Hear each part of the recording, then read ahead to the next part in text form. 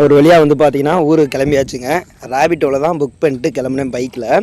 அதில் அமௌண்ட் காமிச்சது பார்த்தீங்கன்னா 100 தான். நான் 50 எக்ஸ்ட்ரா 150 தான் கொடுத்தேன். கிளாம்பாக்கத்தில் வந்து பார்த்தீங்கன்னா பஸ் ஸ்டாண்டில் இறங்கிட்டேன். ஆனால் வழி தெரியாமல் முழிச்சிக்கிட்டு உட்காந்துருந்தேன். ரொம்ப நேரமாக ஒவ்வொரு ஆள்கிட்டே கேட்டு போகிற மாதிரி ஆயிடுச்சு.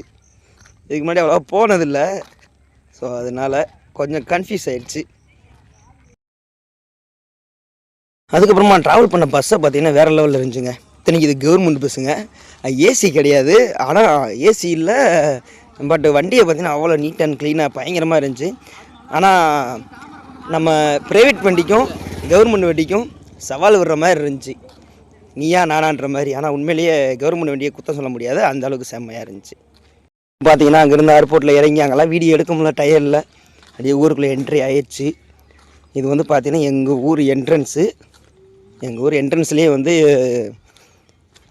எங்கள் ஊரில் கோயில் இருக்குது. என்ட்ரன்ஸ்லேயே தான் மெயினான கோயில் தான். இதுதான் மந்தை எல்லா பேரும் இருக்கிற இடம்.